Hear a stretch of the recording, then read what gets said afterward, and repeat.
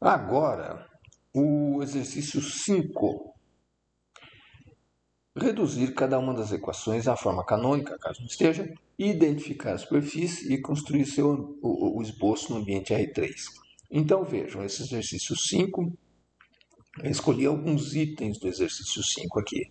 No caso, pulei o A, o B, C, não o D, F, G, H, J, K, o L e o V.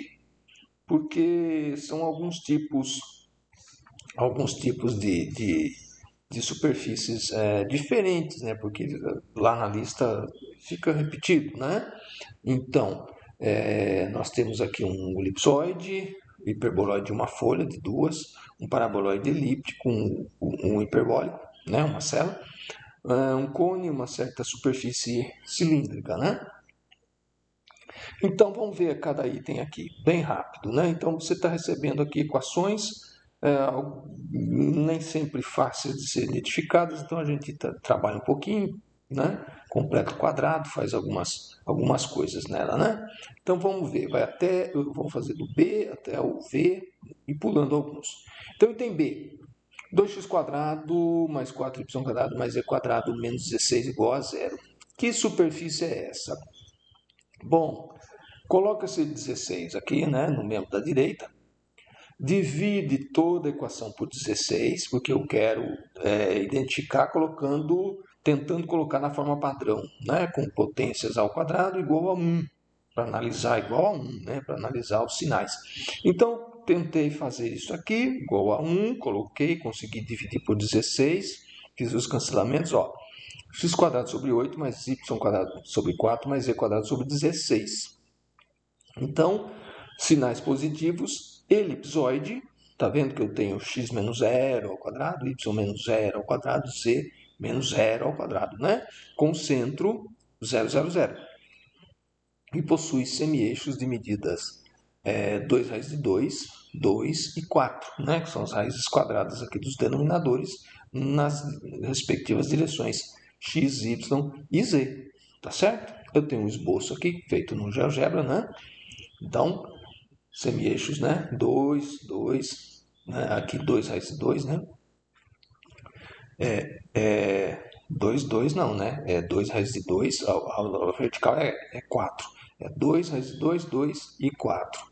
Então, aqui, x, aqui é 2 raiz de 2, aqui na direção do x, aqui é realmente 2, aqui é realmente 2, no y dá para você ver, que passa pelo menos 2 e 2, e aqui na vertical, no eixo z, você aqui medida 4 e medida 4 de semi-eixo.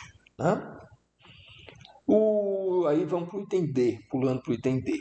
Você recebe esta equação aqui, de forma geral, mesma técnica. Então, eu não consigo identificar com certeza que superfície é essa. Então, eu passo menos 144 para o membro da direita.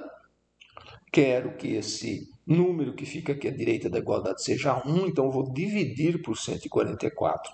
E é exercício de livro, então tem os cancelamentos aqui. Então tem esta equação aqui agora. Com x² sobre 4 mais y² sobre 9 menos z² sobre 16 igual a 1. Então, quando olhando esta forma padrão reduzida aqui, eu vejo que seria uma superfície com centro 0, 0, 0. Um sinal negativo para z, certo? Então seria um hiperboloide de uma folha, com eixo OZ. Então seria aquele copo infinito, com a cintura menor, que não intercepta o eixo OZ, Seria aquele copo assim, E o eixo dos Cs fica aqui no meio, ele não intercepta o eixo dos, intercepta x e y. Hiperboloide de uma folha, tá certo? Uma interseção especial é com o plano, sim, com o plano z igual a zero. Se você fizer z igual a zero, você vê a equação desta circunferência aqui, daquela cintura menor do hiperboloide, Que no caso, não é circunferência, é elipse, Perdão, é elipse, Quando você faz aqui z igual a zero, você olha essa equação aqui e você vê, ele não é de revolução, ele é um hiperboloide mas não é de revolução. Essa cintura aí é uma elipse de semi-eixos 2 e 3, certo? 2 para x e 3 para y. Tem uma ilustração mais bonitinha, tá aqui, né? Ó, 2 para x, 3 para y aqui, 3 para y, né? Então, dá para você ver lá no GeoGebra aqui, são essas cortes aqui, z igual a k, são elipses, né? O item F, olha só a forma padrão aqui, item F, eu já recebo o 4 aqui no membro direito, então eu vou dividir a equação todinha por 4, porque eu quero escrever expressões igual a 1, tá? E aí eu obtenho z quadrado sobre 4 menos x quadrado menos y quadrado igual a 1. Então, nessa forma padrão reduzida aqui, eu tenho dois sinais de menos, para x, para y. Então, trata-se de um hiperboloide de duas folhas, né? Então, ele não intercepta x e y, então intercepta o eixo dos z's, né? Intercepta o eixo dos z's, não intercepta x e y. E intercepta o eixo dos z's em 0,02 e 0,0 menos 2, né? Denominador aqui, 2 ao quadrado, certo? E é de revolução, né? Aqui eu tenho a ilustração, né? Melhor, né? Que a gente desenha assim, fica parecendo parábolas, né? Hipérbole, né? Vai se tornando, né? Vai chegando no caso aqui, você não teria retas assíntotas, ele vai se assintotando um cone, né? Vai chegando perto de um cone. Ok? Tá ilustrado aqui então. No item H, essa equação, veja, eu não tenho termo constante para colocar aqui igual a zero, né? Então eu rearranjo essa expressão aqui. Tenho potência 2 de x, de z e y com potência 1, sinal negativo aqui. Então eu escrevo y é igual a 4x² mais z². Tá certo? Então potência 1 de uma variável e potência 2 de duas outras variáveis. Então, trata-se de um paraboloide. Como esses denominadores aqui, o denominador aqui é 1/4, né? O denominador aqui do z é 1, ou esses coeficientes aqui não são iguais, então o paraboloide é elíptico, ele não é de revolução, certo? Como eu não precisei completar quadrados, não trabalhei com isso, o centro da superfície ou do vértice da superfície é o 0, 0, 0, né? E o eixo central é o eixo OY, tá certo? Então, é o eixo OY aqui, né? Então, ele é essa superfície é uma coisa aqui, né? Essas fatias são elípticas aqui, né? É um paraboloide, mas é elíptico. E aqui uma ilustração, aqui, né? Ó, aqui, ilustração, né? Eixo verde, o eixo verdinho no GeoGebra é o eixo dos y, né? Então aqui no GeoGebra dá para você ver que essas seções aqui com y igual a constante são sempre elipses, né? Ele não é de revolução. E o vértice no 0, 0, 0. O outro item K, agora você observa aqui, z tem potência 1, y e x potência 2. Mas veja, é diferente do caso anterior aqui, onde você consegue escrever uma variável como soma de outras duas com fator 2, né, de mesmo sinal positivo. Aqui, nesse caso aqui, eu consigo z de potência 1, né, em função de y e x com potência 2, mas vejo com sinais contrários, né? Então, essa expressão aqui não é de um paraboloide, né? Aliás, não é de um paraboloide elíptico, é de um paraboloide hiperbólico, tá? Veja, quando você coloca números aqui para z, né? Então você está observando, você tem aqui x, y, z.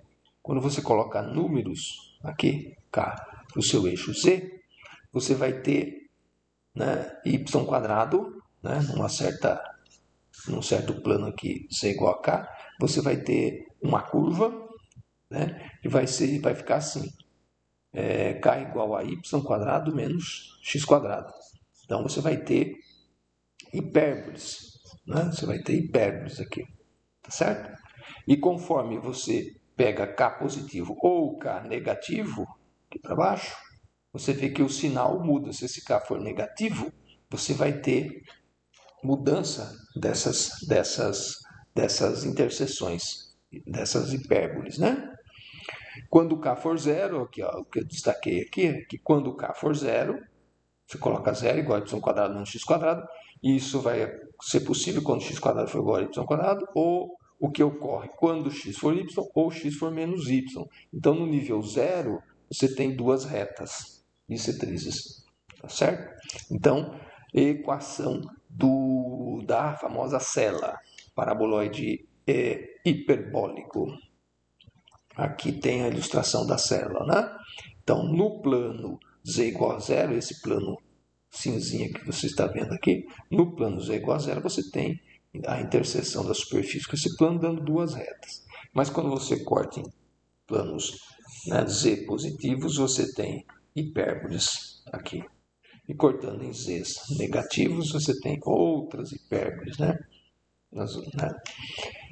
E tem L, não, ainda tem o item V ainda por cima, né?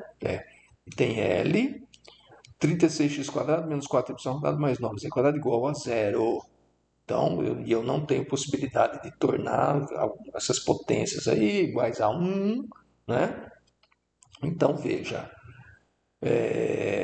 36, 4, 9, posso dividir por 4, essa equação aqui fica um pouquinho mais simples, 9x² mais 9 quartos z² igual a y², né? Eu tinha um sinal negativo aqui, ó, passei esse termo aqui para a direita.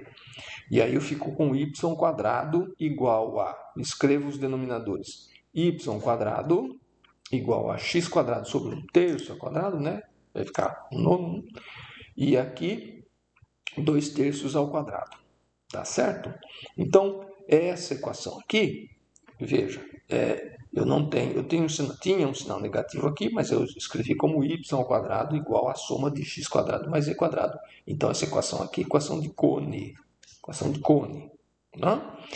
Como eu não precisei completar quadrados, não tive que fatorar nada ali, Cone converte em 0, 0, 0.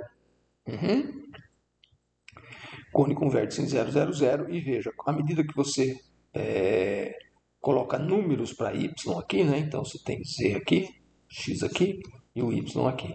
Na medida que você coloca números para aqui, você tem elipses, né? Você tem diferentes elipses aqui, né?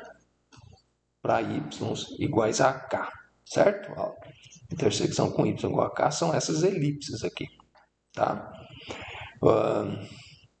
Ou se você quiser dividir por k², né, para escrever as equações padrão das elipses aqui, você tem até a expressão dos semi-eixos, né, k/3 e 2k/3. Você pode até fazer isso, né? A ilustração mais bonitinha aqui, ó. Então, aqui, ó, eixo verde é sempre o eixo dos y, né? Então, aqui eu tenho as minhas elipses, né? Quando eu faço y igual a k, tá certo? Beleza?